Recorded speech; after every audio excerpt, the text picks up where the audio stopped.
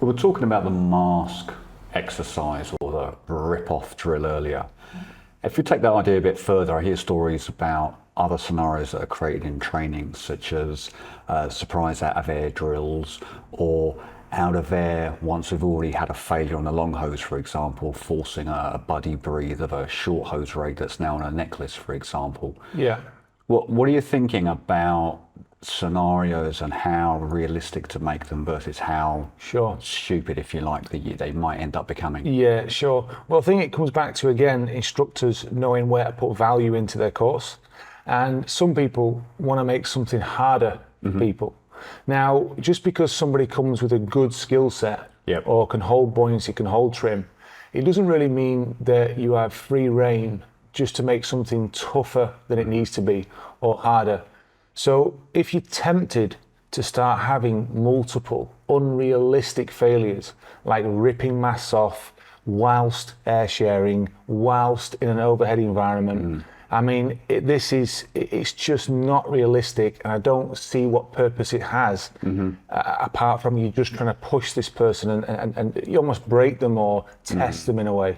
Now, in my mind, you're just creating an unsafe situation or potentially unsafe situation for anyone to have to deal with. You know, and I always think to myself, if you put that instructor in the exact same scenario, would they be able to deal with it? And would they want to? Or would they say, no, come on, I don't need to do that, you know? So, I mean, where should you draw the line? I mean, how far should you take people? I mean, how do you decide and how do you know what's realistic? Well, I think a good idea is look at a realistic failure. So a catastrophic gas loss of a cylinder. So a burst plug bursts. Sure. You lose all the gas. Okay? So there's a procedure involved for that. You want to see somebody maintain position, communicate with the teammate there's a problem, switch to a working regulator, and then start an exit dive plan, right? Safely, no matter what the environment. That's great.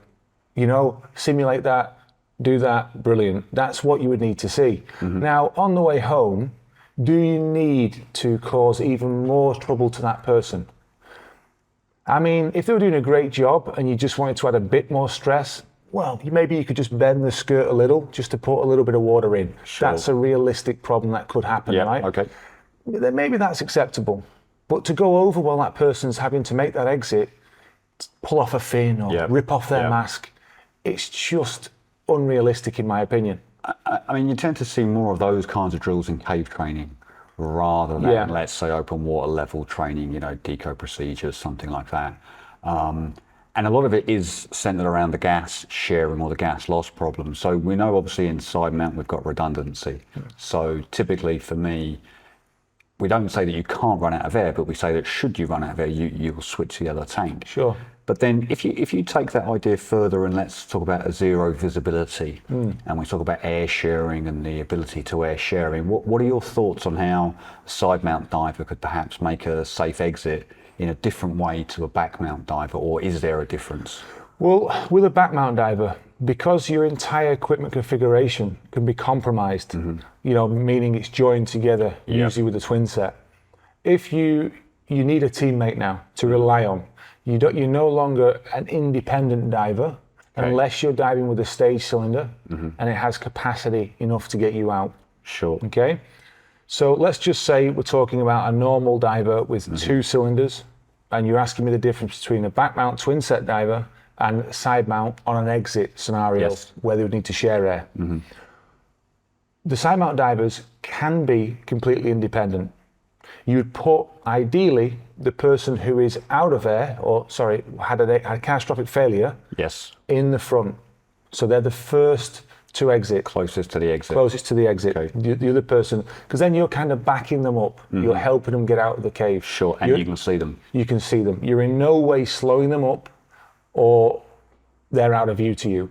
Now, what I like is a bump and go method. Now, visibility in a cave, it's generally good. That's why you went in there. You know, if you didn't, if visibility was really inherently bad, you're probably a cave explorer and you expect that. And most cave explorers go solo. Yes. For the obvious reason of double people make too much impact. So normal caves, good conditions. So that any visibility that happens that gets compromised is going to be a small Short-term. short-term thing in that dive. If your dive's 30 minutes penetration in, probably a couple of minutes at the most, I would say, maybe 5 absolute tops of that exit may be compromised. Okay. Yeah.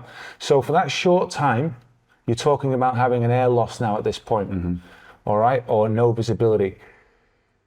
To have both is unusual as well. So let's just say you did though. In training, I'm a big fan of having divers use a bump and go method. Now, what this means is that a diver's able to work something out themselves and they move between tie-offs. They wait on the exit side of the tie-off before the next diver can read that same tie-off, without being distracted, bump the next diver, say, I'm here, get going. Okay.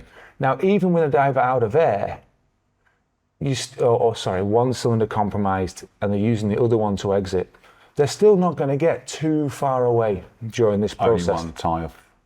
Yeah, only one tie-off, Yeah. exactly.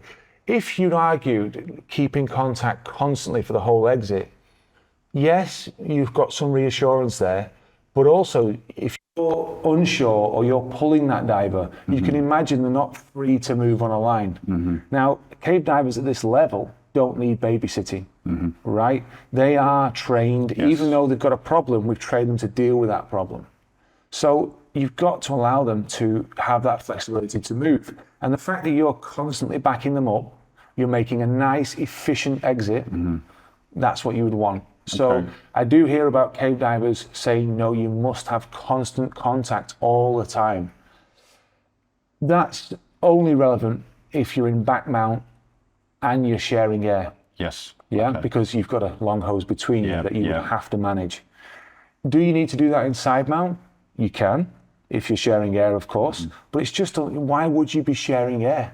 Yes. If one cylinder is compromised, you have the other. Yes. So it's not really the same scenario for side mount divers. Okay. Okay.